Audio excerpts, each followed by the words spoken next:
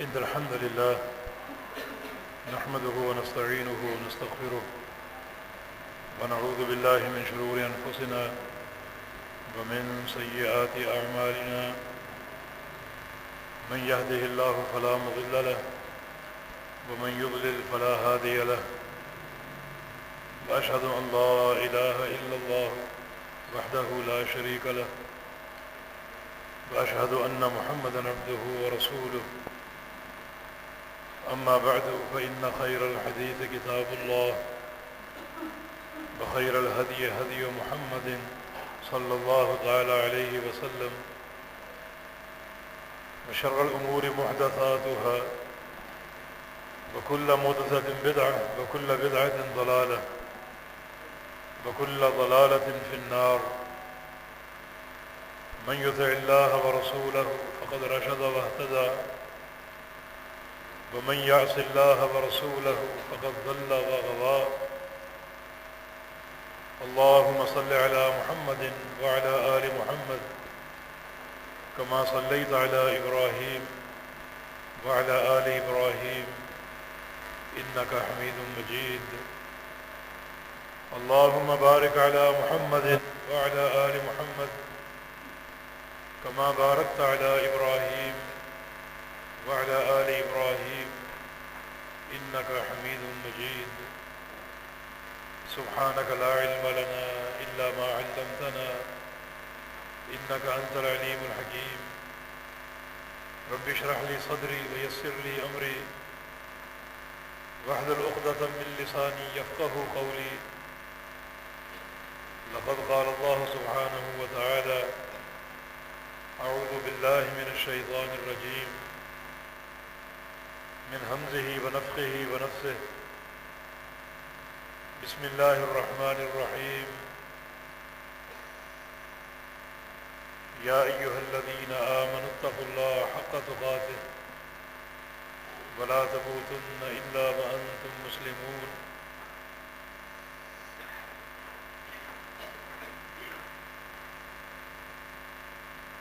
اللہ رب العزت نے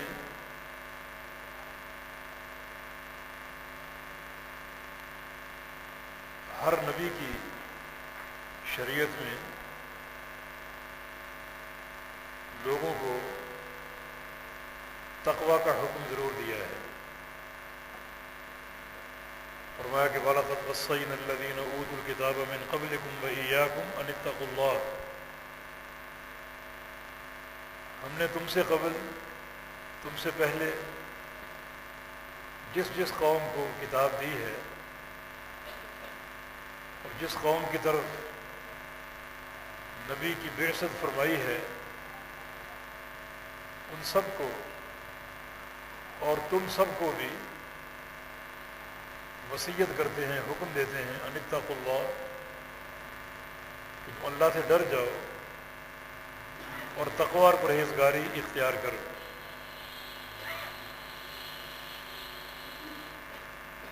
اصل تقوی جو ہے اس کا محل انسان کا دل ہے، کیونکہ رسول اکرم صلی اللہ علیہ وسلم کا ارشاد گرامی ہے: التقوی ہا ہونا واشار الی قلبہ. اپنے دل کی طرف اشارہ کیا اور فرمایا کہ تقوی یہاں ہے.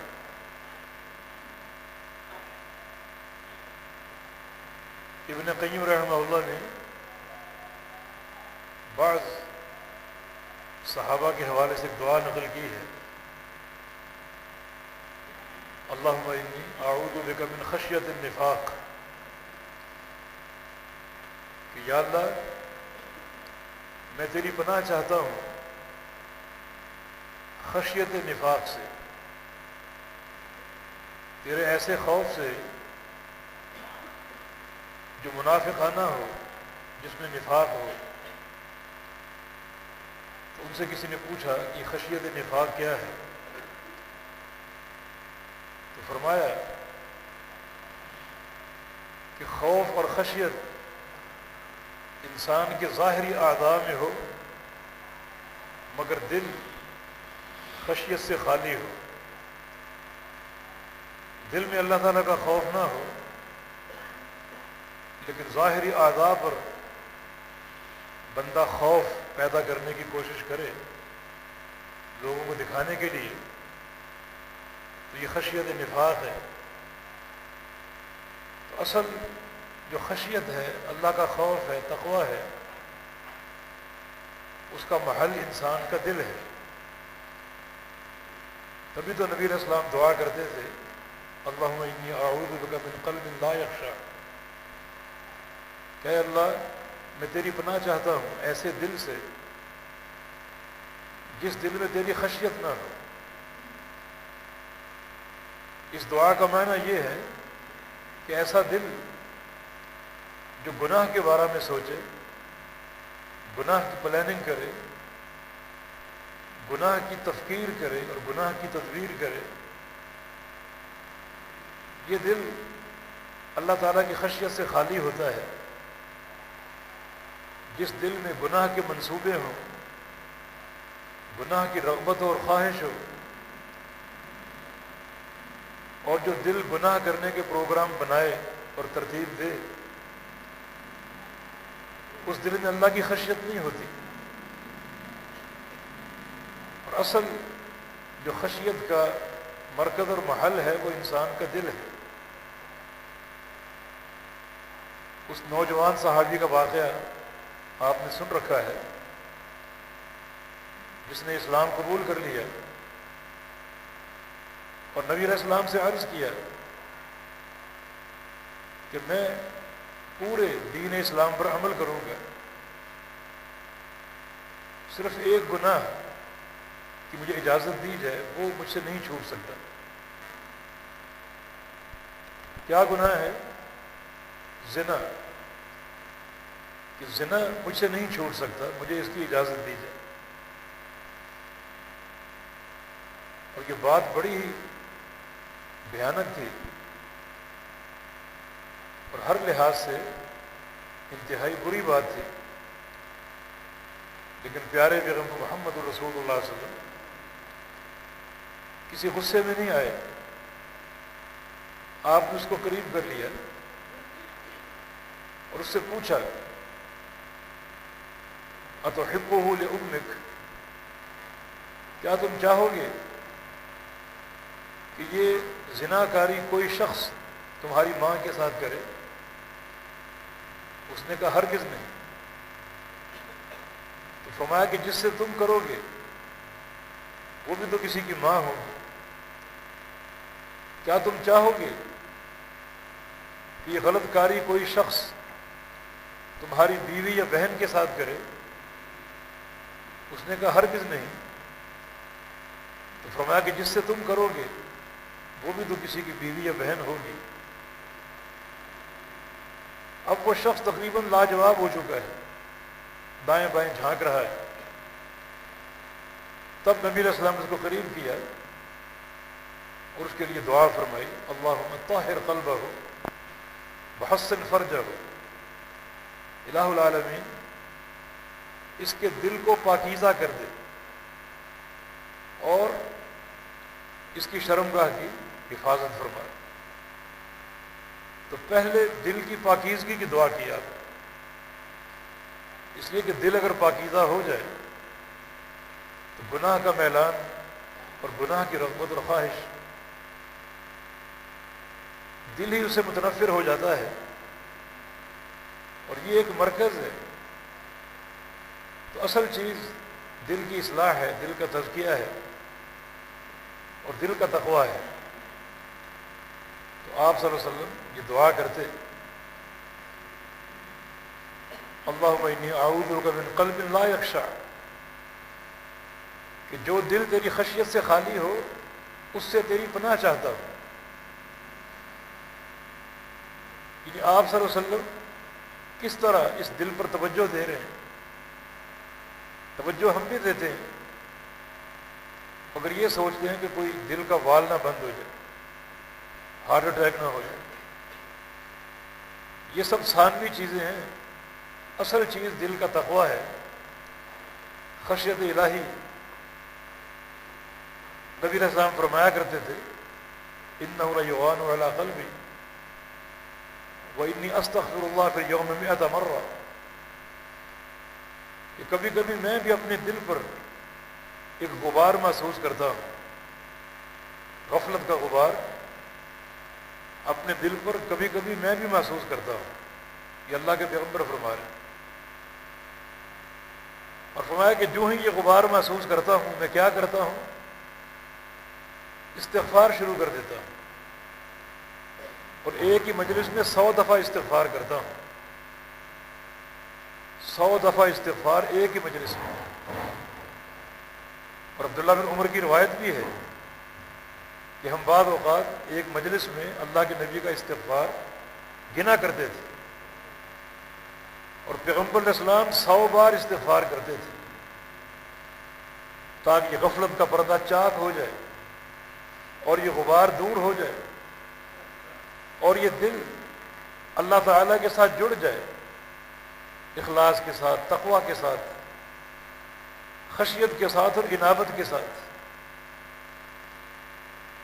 تو یہ ایک توجہ کا عالم ہے کہ کس طرح آپ اپنے دل پر توجہ دیتے تھے، اور جو دل کی خشیت ہے، جو ایک اثاثہ ہے دنیا اور آخرت کی سعادت کا،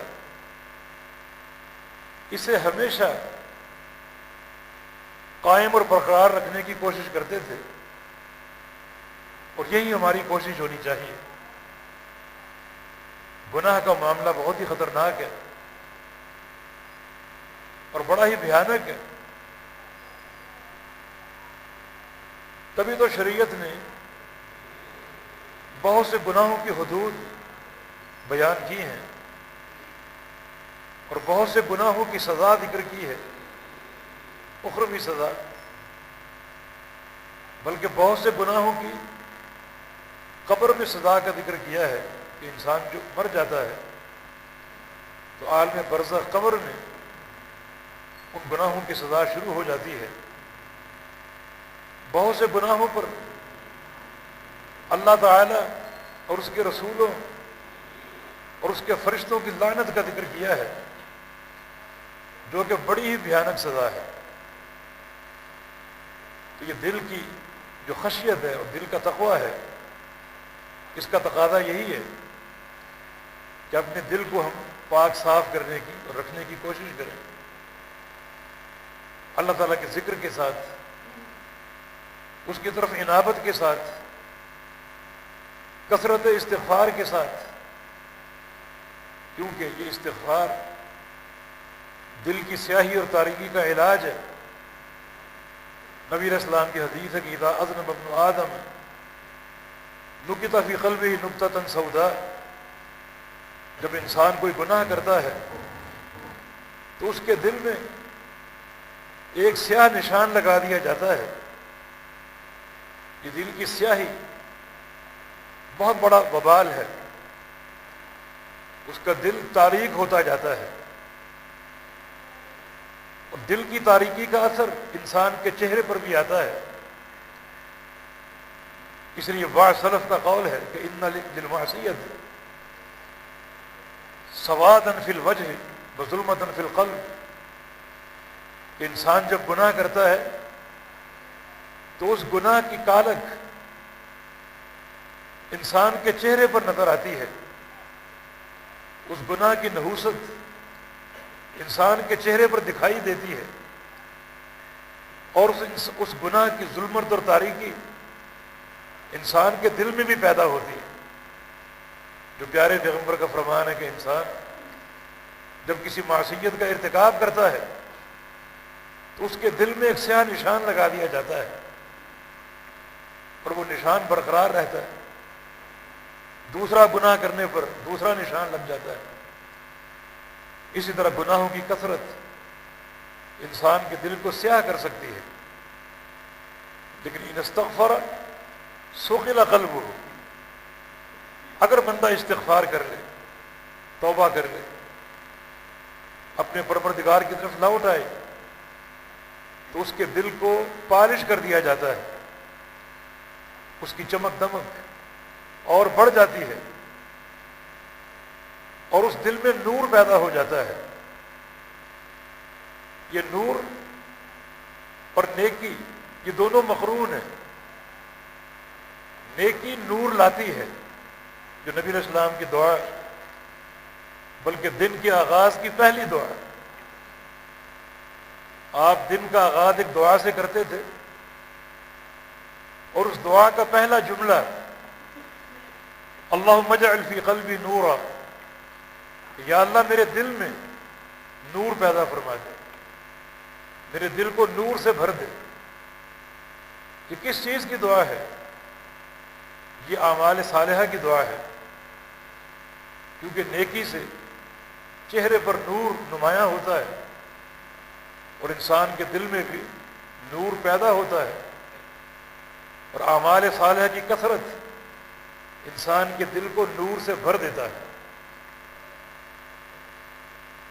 کثرت اعمال صالحہ سے یہ نور بھر جاتا ہے انسان کے دل، اور پھر یہ بڑا کارآمد ہے، یہ انسان کو گناہوں سے بچاتا ہے، اللہ تعالیٰ کے ساتھ ایک تعلق جوڑ دیتا ہے، جو تعلق ہمیشہ قائم رہتا ہے۔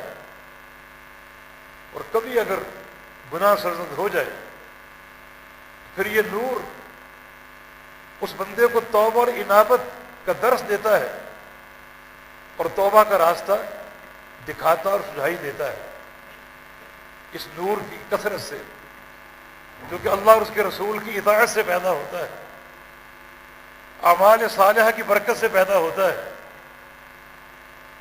گناہ اگر ہو جائے تو فوری توبہ اور انابت کا راستہ اسی نور سے دکھائی دیتا ہے، جس کو علماء نے احساس گناہ کا نام دیا ہے۔ ایک بندہ اگر گناہ کرتا رہے اور اس کو گناہ کا احساس نہ ہو، تو یہ ایک بڑی بھیانک سزا ہے۔ بعض علماء سلف کا قول ہے کہ ایک انسان ایک گناہ کرے تو اس کی سزا کیا ہوتی ہے؟ وہ تو آخرت میں ملے گی، مگر دنیا میں اس گناہ کی سزا یہ ہے کہ اس گناہ کے بعد ایک اور گناہ وہ انسان کر بیٹھتا ہے، یہ اس کی سزا ہے۔ اور اس کے برعکس سے ایک انسان اگر نیکی کرے تو اس نیکی کی جزا کیا ہے، اس نیکی کا صلہ اور اجر کیا ہے، تو اللہ تعالیٰ قیامت کے دن عطا فرمائے گا۔ لیکن دنیا میں اس نیکی کی جزا یہ ہے کہ اللہ رب العزت اس کے بعد ایک اور نیکی کی توفیق دے دیتا ہے، یعنی ایک نیکی کا اجر، دوسری نیکی کی توفیق، پھر اس نیکی کا اجر، تیسری نیکی کی توفیق، اور ایک گناہ کی سزا، دوسرے گناہ کی توفیق، پھر اس گناہ کی سزا، تیسرے گناہ کی توفیق۔ لیکن اس شخص کا راستہ رک جائے گا جس کے دل میں احساس گناہ پیدا ہو جائے، کیونکہ احساس گناہ سے احساس توبہ ہوگا، اور گناہ کے احساس سے بندے کو توبہ کی توفیق میسر آئے گی۔ بندہ سوچے گا کہ میں یہ گناہ کیوں کرتا ہوں، کیونکہ ہر گناہ بڑا بھیانک ہے، ہر گناہ کا بڑا وبال ہے، کبائر ہوں صغائر ہوں، سب کا جو وبال ہے وہ انسان برداشت نہیں کر سکتا۔ بڑے گناہوں کی اپنی سزا ہے، اور چھوٹے گناہوں کی اپنی خطورت ہے، کیونکہ چھوٹے گناہ انسان کثرت سے کرتا ہے اور پھر انہیں فراموش کر ڈالتے ہیں۔ بڑے گناہ یاد رہتے ہیں، چھوٹے گناہ بھول جاتے ہیں۔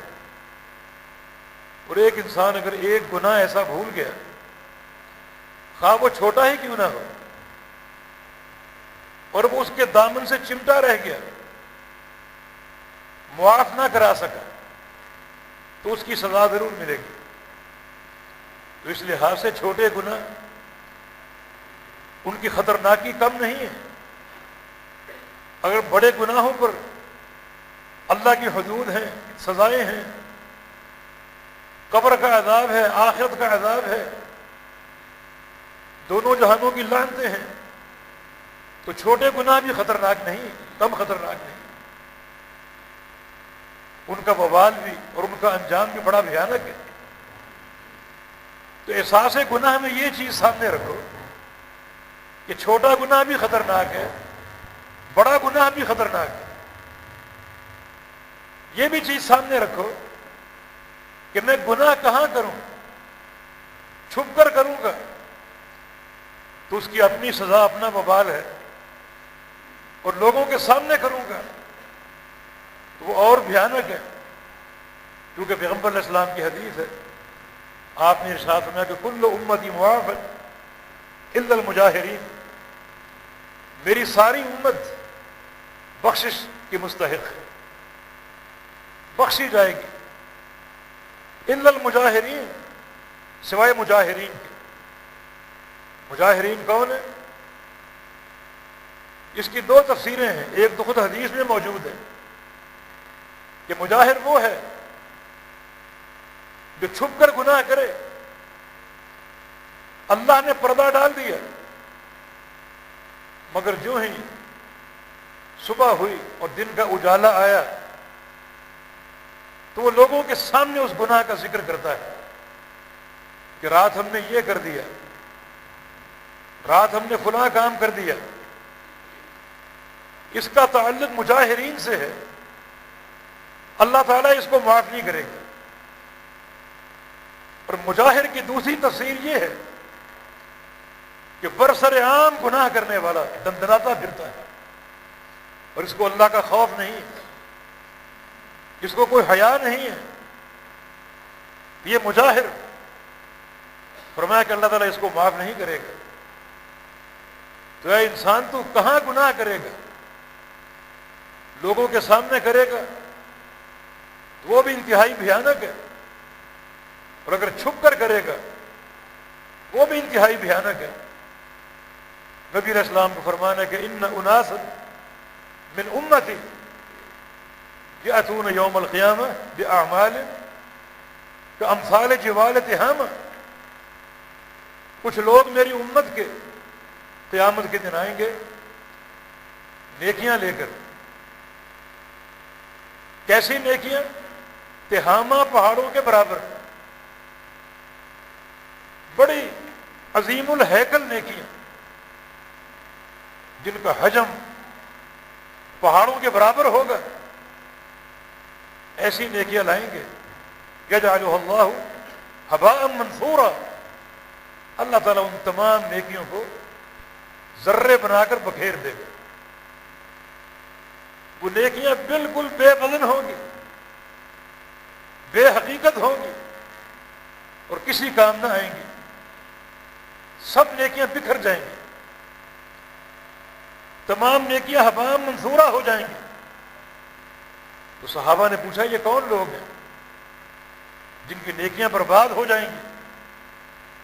تو نبی علیہ السلام کی حدیث کا مدعا یہ ہے کہ یہ وہ لوگ ہیں جو بظاہر بڑے پارسا بنتے تھے، لوگوں کے سامنے تقویٰ کا لبادہ اوڑے ہوئے اور پرہیزگاری کا خول چڑھائے ہوئے، مگر جب تنہا ہوتے تو تنہائی میں اللہ تعالیٰ کی حدوں کو پامال کرتے اور گناہوں کا ارتکاب کرتے، دکھانے کے لیے متقی اور لوگوں کے سامنے پارسائی کا لبادہ، مگر جب تنہا ہوتے، جہاں خالق کائنات کے علاوہ کوئی نہیں دیکھ رہا، تو وہاں وہ گناہوں کا ارتکاب کرتے،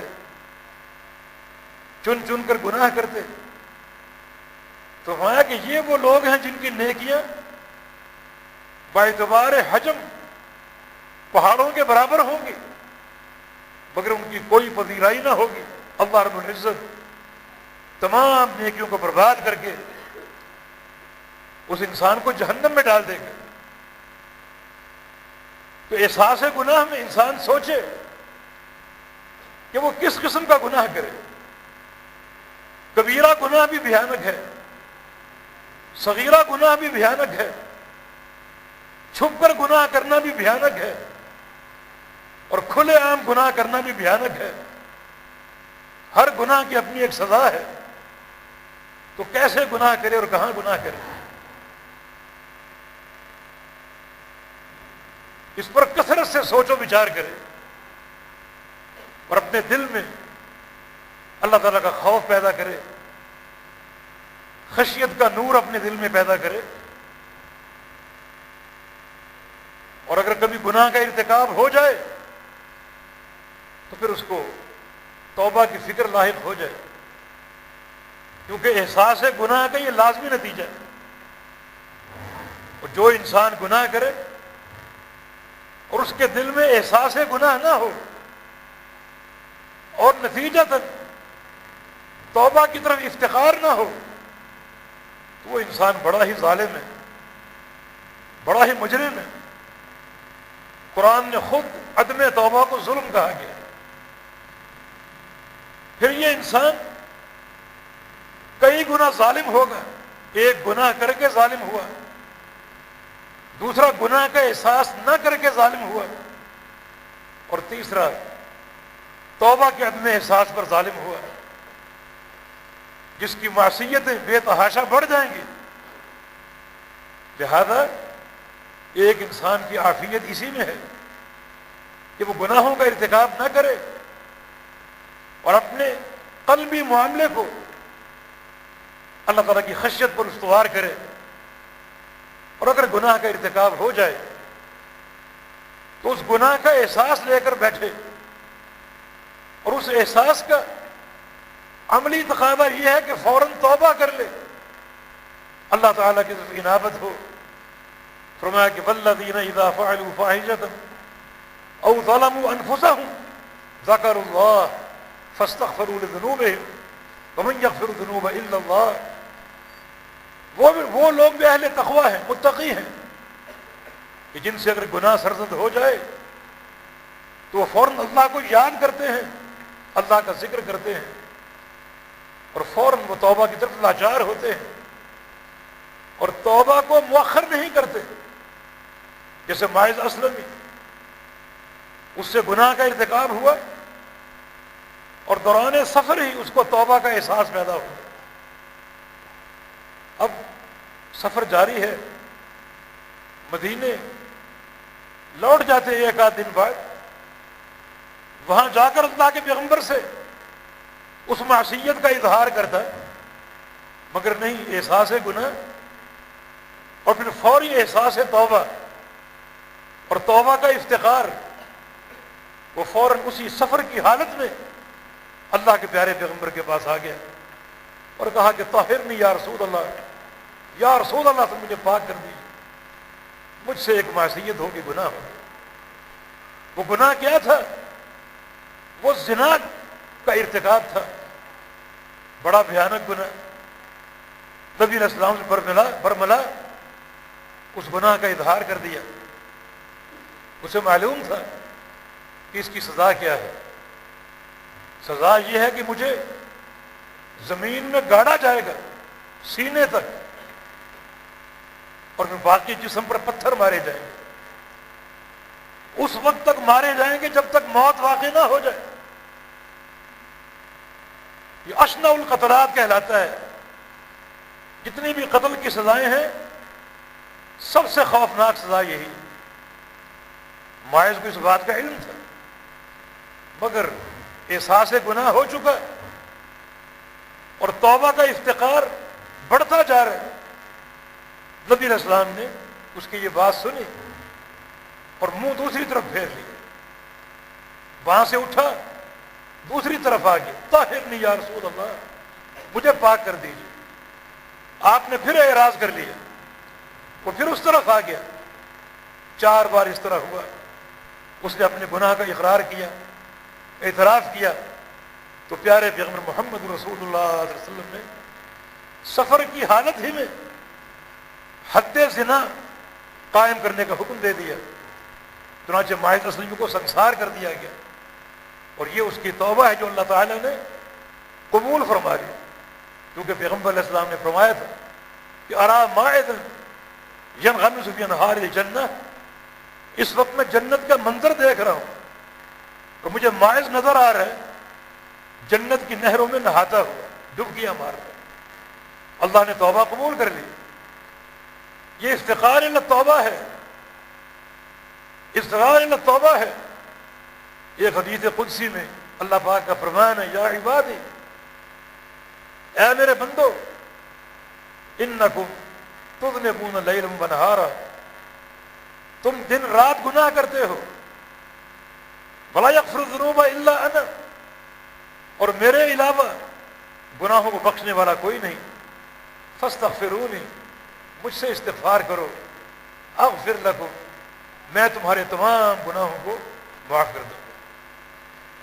یہ کس قدر پروردگار کی رحمت ہے کہ وہ یہ بات واضح کر رہا ہے کہ تم گناہ کرتے ہو، مجھ سے استغفار کر لو، صرف میں ہی گناہوں کو معاف کرنے والا ہوں، میرے علاوہ کوئی گناہوں کو معاف کرنے والا نہیں ہے، مجھ سے استغفار کر لو، میں تمہارے گناہوں کو معاف کر دوں گا۔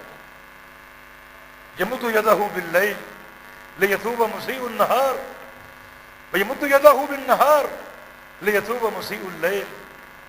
دن کا آغاز ہوتا ہے تو اللہ تعالیٰ اپنا ہاتھ پھیلا دیتا ہے تاکہ رات کو گناہ کرنے والا دن کے وقت توبہ کر لے، اور رات کا آغاز ہوتا ہے تو اللہ تعالیٰ اپنا ہاتھ پھیلا دیتا ہے تاکہ دن کے اجالے میں گناہ کرنے والا رات کو چھپ کر توبہ کر لے۔ یہ ہاتھ کے پھیلانے میں بھی اللہ تعالیٰ کا اظہار محبت ہے، واللہ اعلم۔ جب آپ اپنے کسی عزیز سے ملتے ہیں ایک عرصے بعد تو باہوں کو پھیلا دیتے ہیں، یہ ایک اشتیاق ہوتا ہے آپ کی طرف سے، اظہار محبت ہوتا ہے آپ کی طرف سے۔ اللہ رب العزت بھی توبہ کرنے والوں سے اظہار محبت کرتا ہے، اپنا ہاتھ پھیلا دیتا ہے کہ میرے بندے توبہ کر لے۔ ہر رات کے آخری تیسرے پہر میں اللہ رب العزت آسمان اول پہ نزول فرماتا ہے اور فجر کے طلوع ہونے تک پکارتا ہے، حل من مستغفر فاغفر لہ، ہے کوئی شخص جو مجھ سے گناہوں کو بخشوا لے، توبہ کر لے، استغفار کر لے، میں اس کے گناہوں کو معاف کر دوں۔ تو کس قدر اللہ رب العزت چاہتا ہے کہ میرے بندے مجھ سے استغفار کریں۔ تو بھائیو اور دوستو، گناہوں کا معاملہ بڑا ہیبتناک ہے۔ اپنے ظاہر و باطن کو ہمیشہ پرکھتے رہو اور نگاہوں میں رکھو۔ یہ دل عربی میں قلب کہتے ہیں اسے، اور قلب میں تقلب ہے، پلٹے کھانا، یہ پلٹے کھاتا رہتا ہے۔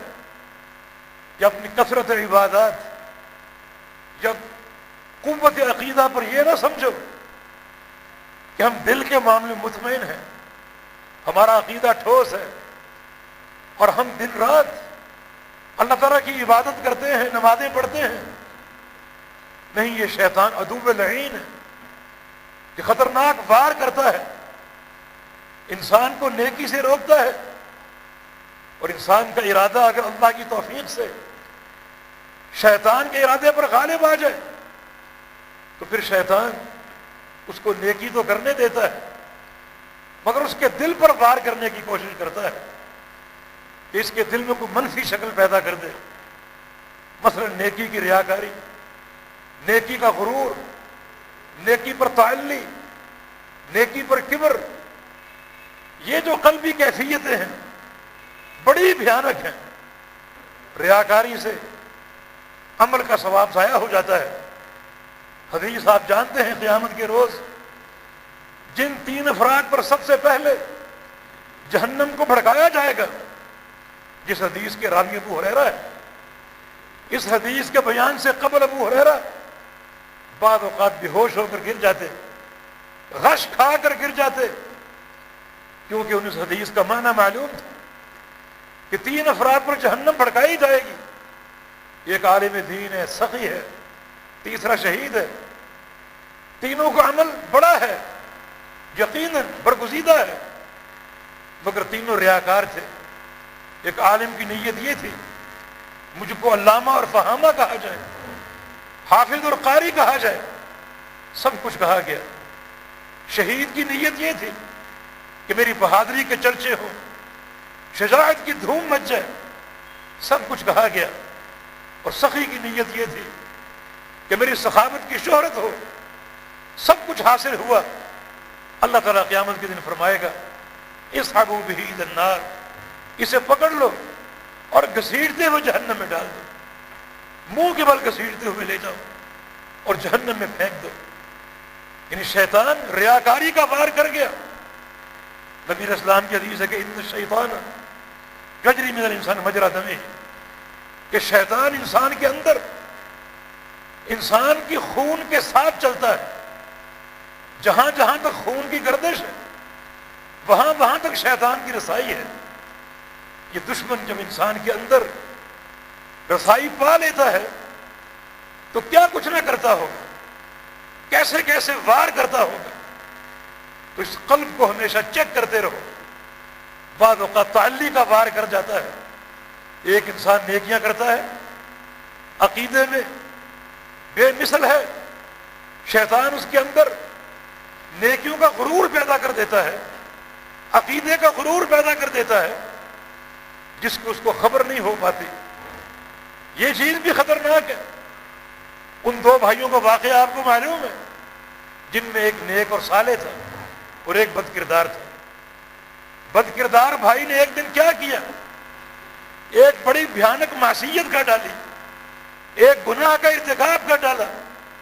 اور نیک بھائی نے کہا کہ واللہ لا یغفر اللہ لک، اللہ کی قسم تجھے اللہ معاف نہیں کرے گا. اللہ تعالیٰ کو یہ جملہ انتہائی ناپسند آیا اور وقت کے پیغمبر پر وحی بھیجی کہ من الذی یتعلی علیہ، یہ کون ہے ہم پر قسمیں کھانے والا کہ انی لا اغفر لفلان، کہ میں فلاں کو معاف نہیں کروں گا. انی قد غفرت لہ، میں نے اس کو معاف کر دیا. وادخلتہ النار، اور اسے جہنم میں ڈال دیا. بے مثل نیکیاں کرنے والا جہنم کا لقمہ بن گیا، اور جو زندگی بھر گناہ کرتا رہا اللہ تعالیٰ نے اس کو استقامت کی زندگی عطا فرما دی اور اس کے گناہوں کو معاف کر دیا، جنت کا داخلہ عطا فرما دیا. تو یہ ایک تعلی کی کیفیت ہے جو ایک ناپسندیدہ جملے کی صورت میں زبان سے ادا ہوئی. پیارے پیغمبر کے سامنے دو بہنوں کا ذکر ہوا، دو عورتوں کا ذکر ہوا.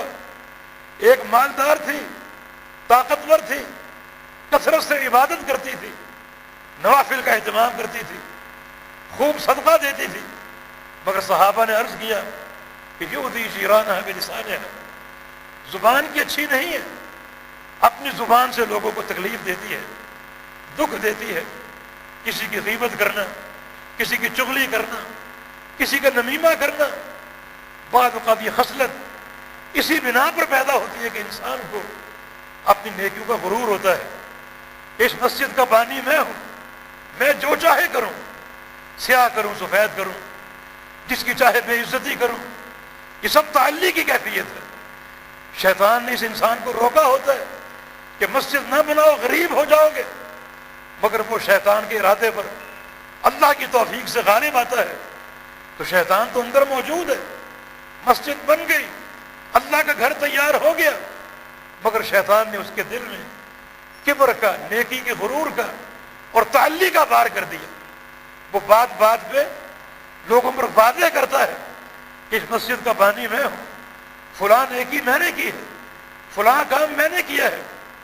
یہ ریاکاری بھی ہے اور تعلی بھی ہے، ایک کبر کی کیفیت بھی ہے. رسول اللہ صلی اللہ علیہ وسلم کا فرمان ہے لن يدخل الجنة من كان في قلبه مثقال حبة خردل من الكبر. جس انسان کے دل میں ایک رائی کے دانے کے برابر تکبر آ گیا، اپنی بڑائی کا احساس آ گیا، وہ انسان کبھی جنت میں داخل نہیں ہوگا. یہ کبر کا وار بھی شیطان کرتا ہے. تو ہر لحاظ سے ظاہر و باطن کو ہمیشہ نظر میں رکھو اور چیک کرتے رہو. شیطان اپنی عداوت کا اظہار کرتا ہے اور شیطان دشمنی کا اظہار کرتا ہے. تو ہمیشہ اللہ کا خوف جو ظاہر و باطن پر دکھائی دے، قلب میں اللہ رب العزت کی اطاعت کا نور ہو اور خشیت کا نور ہو اور گناہوں سے بغاوت ہو اور انسان کا ظاہر بھی تقویٰ کی اساس پر قائم ہو۔ یاد رکھو کہ معصیتیں ان کے درجات ہیں، کوئی بڑا گناہ کوئی چھوٹا گناہ، اور ان گناہوں کے حجم کے اعتبار سے اس کے اثرات انسان پر مرتب ہوتے ہیں، مگر کچھ گناہ تو بڑے ہی بھیانک ہوتے ہیں۔ آج کل کا زمانہ انتخابات کا دور اور سیاسی نعروں کا عروج، مختلف پارٹیاں اور ان کی انتخابی جدوجہد، اس میں انسان بعض اوقات ایسے گناہ کر بیٹھتا ہے جو بڑے ہیبت ناک ہوتے ہیں۔ مثلا ایسے شخص سے تعلق اور دوستی جو کہ بدعتی ہے، جس کے عقیدے میں شرک ہے، بدعت ہے، جس کا عمل بدعت پر قائم ہے، کیونکہ یہ تعلق اور دوستی انتہائی خطرناک ہے۔ ایک بدعتی انسان اللہ کے دین کا باغی ہے، اس سے بڑا کوئی مجرم نہیں، کیونکہ بدعتی انسان نے بدعت کا ارتکاب کر کے نمبر ایک اللہ تعالیٰ کے دعوے کی تکذیب کی ہے۔ اللہ تعالیٰ کا دعویٰ کیا ہے؟ الیوم اکملت لکم دینکم، کہ آج میں نے اپنا دین مکمل کر دیا۔ تو دین تو مکمل ہو چکا، کتاب و سنت کے ذریعے اس شخص نے ایک نئی چیز پیدا کی، بدعت، اسے اپنایا۔ اللہ تعالیٰ سے گویا یہ کہہ رہا ہے کہ یا اللہ تو نے اس دین کے مکمل ہونے کا دعویٰ کیا ہے، جبکہ فلاں چیز اس میں کم تھی جو میں نے پوری کر دی، میں نے اس میں داخل کر دی۔ تو اللہ رب العزت کے دعویٰ کی تکذیب، اس دین پر نقص کا الزام اور اتہام، اللہ تعالیٰ کا دین ناقص ہے اور میں نے اس کو مکمل کیا، فلاں کمی تھی جو میں نے پوری کر دی۔ استدراک کہ اللہ اور اس کے رسول نے دین بیان کیا مگر فلاں فلاں کمی رہ گئی جو میں نے پوری کر دی۔ اس سے بڑا کوئی باغی ہو سکتا ہے؟ اس سے بڑا کوئی مجرم ہو سکتا ہے؟ تو یہ شخص کسی دوستی اور کسی محبت کے قابل ہو سکتا ہے؟ رسول اللہ صلی اللہ علیہ وسلم کا فرمان ہے، من فقر صاحب بدعت فقد اعان علی حتم الدین، جو شخص کسی بدعتی انسان کی تعظیم کرے گا، توقیر کرے گا، اس نے دین کی عمارت کو ڈھا دیا، اس نے دین کی عمارت کو مسمار کر دیا۔ تو میرے دوستوں اور بھائیوں، یہ ایک تعلق اور یہ دوستی اور محبت انتہائی خطرناک ہے۔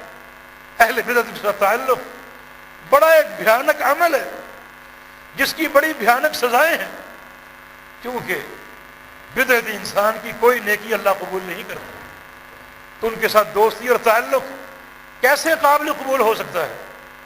ابراہیم نخعی رحمہ اللہ ایک بڑے برگزیدہ تابعی تھے، عظیم الشان محدث تھے، فرمایا کرتے تھے کہ لا تجالسوا اہل الاہواء، مت بیٹھا کرو بدعتی انسانوں کے ساتھ، فإن مجالستهم تذهب بنور الایمان من القلب، اس لیے کہ بدعتی کے ساتھ بیٹھنے سے اللہ تعالی دل سے نور ایمانی ختم کر دیتا ہے۔ وہ جو پیارے پیغمبر اللہ تعالیٰ سے نور کا سوال کرتے کہ یا اللہ میرے دل کو نور سے بھر دے، وہ نور ختم ہو جاتا ہے اور دل جو ہے وہ مسلسل سیاہی اور ویرانی کی طرف مائل ہو جاتا ہے۔ ایک بڑی بھیانک سزا ہے۔ پھر دل میں قساوت آتی ہے، سختی آتی ہے۔ رسول اللہ صلی اللہ علیہ وسلم کا فرمان ہے کہ ان ابعد الناس من اللہ القلب القاسی، سب سے زیادہ اللہ سے دور کون ہے؟ وہ شخص ہے جس کے دل میں سختی ہو، غلظت ہو اور قساوت ہو۔ جب نور ایمانی ختم ہوگا، رقت قلبی ختم ہوگی، اور ایسے انسان کا دل باغی ہوگا، سخت ہوگا، اور یہ شخص سب سے زیادہ اللہ تعالی سے دور ہے، اس کی ناراضگی کا مستحق ہے اور اس کے غضب کا مستحق ہے۔ ایک اور تابعی قاضی فضیل بن عیاض رحمہ اللہ فرمایا کرتے تھے، اسی طرح کا قول ہے کہ لا تجالسوا اہل البدع، کہ بدعتی انسان کے ساتھ مت بیٹھا کرو۔ کیوں؟ فإنی اخاف ان تنزل علیکم اللعنہ، مجھے ڈر ہے کہ جب تم بدعتی انسان کے ساتھ بیٹھے ہو تو چونکہ اس پر تو دن رات اللہ کی لعنتیں برستی ہیں، تو وہ لعنتیں تم پر بھی نہ برسنے لگے۔ جب ساتھ بیٹھو گے تو جو وبال اس پر آئے گا، جو لعنتیں اس پر برسیں گی، ان لعنتوں کے تم بھی مستحق بن سکتے ہو۔ اور کتاب الابانہ میں امام فتویٰ رحمہ اللہ، امام شافعی رحمہ اللہ کے قول لائے ہیں، بڑا ہی قابل غور ہے۔ فرماتے ہیں کہ لن یبتلی اللہ عبدا بکل ما نہى اللہ عنہ ما عدا الشرک، اللہ تعالیٰ کسی بندے کو اگر ہر گناہ میں ملوث کر دے، ہر گناہ کا راستہ کھول دے، اور وہ بندہ ہر گناہ کرے، زنا ہے، چوری ہے، ڈاکہ ہے، بے تحاشا گناہ ہے، ما عدا الشرک، شرک کے علاوہ وہ ہر گناہ کا ارتکاب کرتا ہے، تو خیر اللہ من ان یسمع من احد الکلام، یہ اس کے لیے بہتر ہے اس ایک گناہ سے کہ وہ کسی بدعتی انسان کی مجلس میں بیٹھے اور ان کی باتیں سنے، ان کی باتیں سنے، ان کی مجلس میں بیٹھے، ان سے محبت کا اظہار کرے۔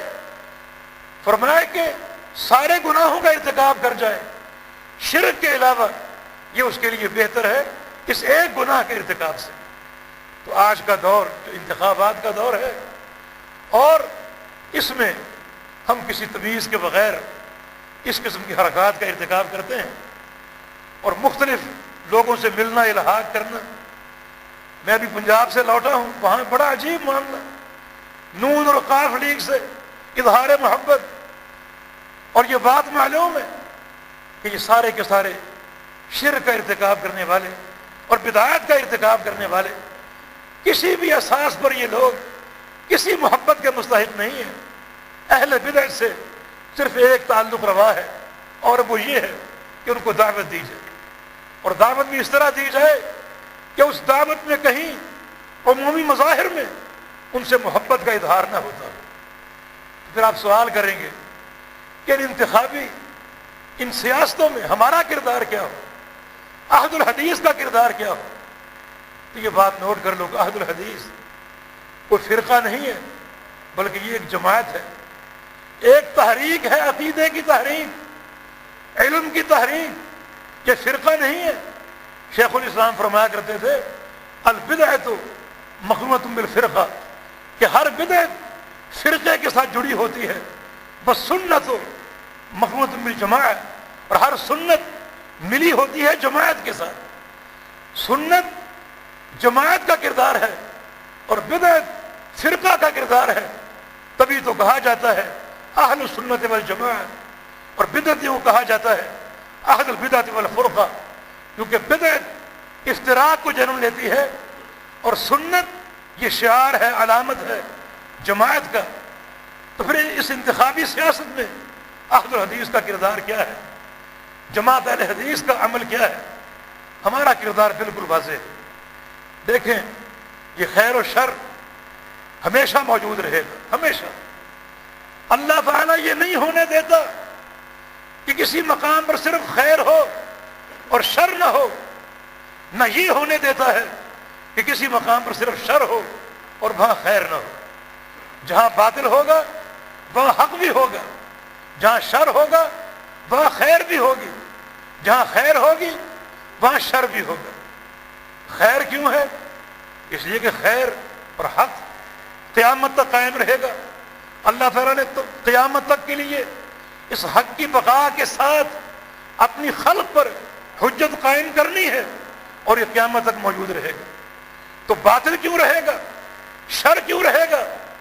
اصل میں باطل کی بقا اور شر کا وجود یہ اہل حق کا امتحان ہے اور اہل حق کا ابتلا ہے۔ ہمیشہ ایسا رہا۔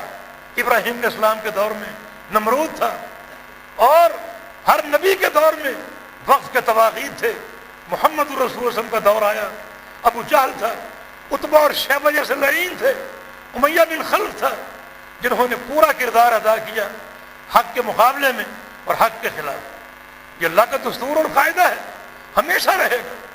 لیکن یہ بات یاد رکھو، اگر کسی مقام پر کبھی صرف شر کی حکمرانی ہوتی ہے اور صرف شر کا غلبہ ہوتا ہے اور شر کا ظہور ہوتا ہے، تو وہاں سنت الہیہ یہ ہے کہ اللہ رب العزت ضرور اصلاح کا کام کرے گا، جس کو آپ انقلاب کہتے ہیں، ضرور اصلاح کا کام کرے گا۔ جہاں صرف شر ہی شر ہو، فساد ہی فساد ہو، ظلم ہی ظلم ہو، اور ناحق کا دورہ ہو، وہاں ضرور اصلاح کا کام ہوگا، ضرور وہاں پر تبدیلی آئے گی، بدعت کی جگہ سنت آئے گی اور شرک کی جگہ توحید آئے گی۔ یہ سنت الہی ہے۔ اللہ پاک نے ارشاد فرمایا وَإِن تَتَوَلَّوْا يَسْتَبْدِلْ قَوْمًا غَيْرَكُمْ، اگر تم سارے کے سارے پیٹ پھیر جاؤ، اعراض کر جاؤ اور باطل کو قبول کر لو اور شر ہی شر کو اپنا لو، تو اللہ تعالیٰ کیا کرے گا؟ یستبدل قوما غیرکم، اللہ تعالیٰ تمہاری جگہ دوسری قوم کو لائے گا۔ یہ سنت الہی ہے، دوسری قوم کو لائے گا۔ وہ قوم کیسے آئے گی؟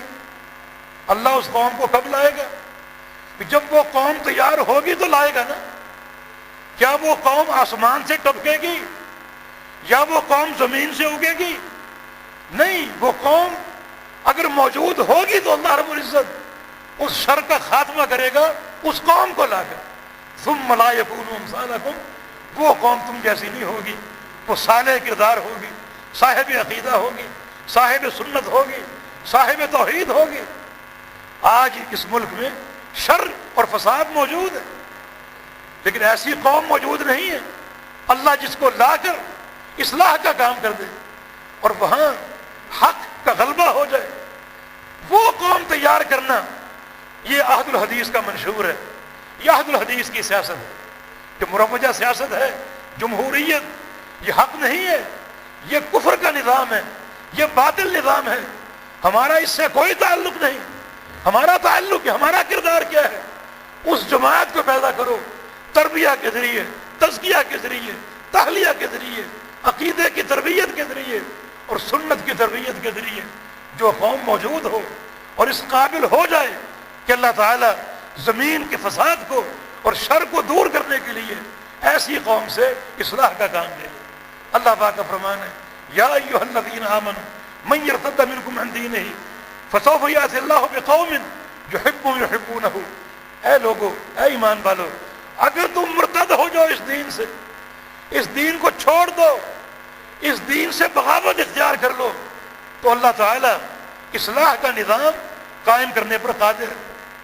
اصلاح ضرور قائم کرے گا، تمہارے الفاظ میں انقلاب ضرور آئے گا، مگر کیسے آئے گا؟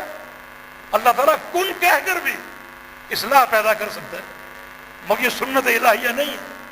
زمین میں اصلاح کا کام لوگوں نے کرنا ہے، تو اللہ کیا کرے گا؟ ایک قوم کو لائے گا۔ اس قوم کی علامت کیا ہوگی؟ اس قوم کی خوبی کیا ہوگی؟ یحبہم یحبونہ، اس قوم کو اللہ سے محبت ہوگی اور اللہ کو اس قوم سے محبت ہوگی۔ یعنی ہمیشہ اصلاح کا کام ایک ایسی قوم کے ذریعے ہوگا جس قوم کا عقیدہ، منہج، عمل، خلق، سیاست سب کی سب استوار ہوگی اپنے پروردگار کی محبت کے نظام پر۔ اللہ اس قوم کو لائے گا، تو اس قوم کی تیاری ہمارا کام، کیونکہ وہ قوم کون تیار کر سکتا ہے؟ وہ جماعت کون تیار کر سکتا ہے؟ وہ جماعت کون ہوگی؟ وہ جماعت وہی ہوگی جس کو اللہ سے محبت ہوگی اور اللہ کو اس جماعت سے محبت ہوگی۔ اور دین اسلام میں محبت کی اساس ایک ہی، قل ان کنتم تحبون اللہ فاتبعونی یحببکم اللہ۔ اے پیغمبر کہہ دیجئے اگر تم اللہ کی محبت کے طلبگار ہو تو اس کا ایک ہی راستہ ہے، ایک ہی کسوٹی ہے، ایک ہی طریق ہے، اور وہ یہ ہے کہ میرے پیغمبر کی اتباع کرو۔ تو اتباع رسول کس کا منہج؟ اتباع رسول کس کی سیاست ہے؟ جماعت عہد الحدیث کی، عہد الحدیث کی سیاست ہے۔ تو محبت الہی پر تربیت کرنا اور ایسی جماعت تیار کرنا کہ عہد الحدیث کا شعار ہے، یہ ہمارا کردار۔ آپ سوال کریں گے کہ بھلا کیسے اقتدار مل سکتا؟ بھئی یہ کیسے کا جواب ہم نہیں جانتے۔ اللہ پاک نے فرما دیا جب فساد کا ظہور ہوگا تو اللہ ایک قوم کے ذریعے اصلاح کا نظام قائم کرے گا۔ اللہ کیسے کرے گا یہ اللہ جانتا ہے۔ ہمارا کام تربیت کرنا، تحلیہ کرنا، تربیہ کرنا، تزکیہ کرنا اور ان قواعد پر ایک جماعت کو تیار کرنا، خود اس کے لیے محنت کرنا اور تیاری کرنا، کسی اقتدار کی حرص کے بغیر، کسی اقتدار کی طلب کے بغیر۔ کچھ لوگ گھر سے ایک دائرہ لے کر نکلتے ہیں کہ ہماری سیاست قیام خلافت، یہ بھی کوئی نعرہ نہیں۔ ہماری سیاست صرف بیان توحید ہے، بیان سنت ہے، تربیت ہے اور اصلاح ہے۔ اور کچھ نہیں۔ اللہ تعالیٰ جب اس قابل سمجھے گا، بہتر سمجھے گا کہ یہ قوم زمین کی اصلاح کا کام کر سکتی ہے، اقتدار کا کام کر سکتی ہے، تو اللہ تفویض کرے گا۔ کیسے؟ جیسے وہ چاہے گا، جیسے وہ چاہے گا۔ بس ہمارا کام کیا ہے، ہماری سیاست کیا ہے کہ خود اپنی اصلاح کریں، اپنے عقیدے کی اصلاح کریں، اپنی توحید کو جو ہے وہ راسخ کریں، اللہ کے پیغمبر کی سنت سے محبت اور تعلق جوڑ لیں۔ یہ ہمارا کردار ہے، یہ ہماری سیاست ہے۔ اسی کردار کی اساس پر نوجوانوں کو تیار کریں۔ ہمارے پاس مدارس کا نظام ہے، مساجد کا ایک جال ہے جہاں دروس کا اہتمام ہوتا ہے اور طلبہ کو درس دیا جاتا ہے، قال اللہ اور قال رسول کی صدائیں گونجتی ہیں۔ یہ مساجد، یہ مدارس، یہ ہماری سیاست کا محور ہے۔ باقی یہ ایک نظام جو کہ شر ہی شر ہے، اس سے ہمارا کوئی تعلق اور کوئی واسطہ نہیں۔ اور کوئی شخص یہ نہ سمجھے کہ جمہوری طریق سے اقتدار حاصل کر کے میں دین اسلام کو قائم کر لوں گا۔ اللہ کے پیارے پیغمبر کا فرمان ہے کہ ان الخیر لا یاتی بالشر، خیر جو ہے وہ شر کے راستے سے آ ہی نہیں سکتی۔ خیر اگر آئے گی تو وہ خیر کے راستے سے آئے گی۔ دعوت دین خیر ہی خیر ہے، تو جس طرح دعوت دین خیر ہے، اس طرح دعوت دین کو پیش کرنے کے وسائل بھی وہ بھی خیر ہی ہونے چاہیے۔ شر کے ذریعے دین غالب نہیں آتا اور دین قائم نہیں ہوتا۔ تو یہ ہے آج کے دور میں ہمارا کردار، ہمارے کردار کا تعین، اپنی تربیت، اپنی اصلاح، نوجوانوں کی اصلاح، نوجوانوں کی تربیت، عقیدے کی اساس پر، منہج کی اساس پر، اللہ کے پیارے پیغمبر کی سنت کو اپنانے کی اساس پر یہ قوم تیار ہو، جماعت تیار ہو اور اصلاح کا کام آگے بڑھتا جائے۔ اللہ تعالیٰ سے اصلاح کی دعائیں کرتے رہیں۔ جب پروردگار سمجھے گا تو وہ اپنی سنت اور اپنے نظام کے مطابق اس جماعت کو لائے گا۔ کیسے لائے گا؟ جیسے وہ چاہے گا۔ اپنے طرق وہ جانتا ہے اور اپنا طریقہ کار وہ جانتا ہے۔ ہمیں جو اس نے آگاہ کر دیا ہم اس پر تیاری کریں، اس پر محنت کریں۔ اللہ پاک ہمیں توفیق عطا فرما دے اور ہر خیر سے اللہ رب العزت روشناس ہونے کی توفیق دے دے۔ ہر شر سے اللہ تعالی ہمیں بچنے کی توفیق عطا فرما دے۔ ہمارے قلب کو، باطن کو، ہمارے ظاہر کو اللہ رب العزت تقویٰ سے، اپنے خوف سے بھر دے۔ ہمارے عقیدوں کو اللہ تعالیٰ توحید کے نور سے مالا مال فرما دے۔ ہمارے عمل کو اپنے پیارے پیغمبر کی سنت سے اور سیرت سے مزین فرما دے، اور اللہ رب العزت اسی منہج پر ہمیں تا حیات قائم رکھے۔ ہمارا خاتمہ بھی توحید پر ہو، ایمان پر ہو، عمل صالح پر ہو، اللہ کی نافرمانی پر نہ ہو بلکہ پروردگار کی اطاعت پر ہو۔ اقول قولی ھذا واستغفر اللہ لی ولکم واخر دعوانا ان الحمد للہ رب العالمین۔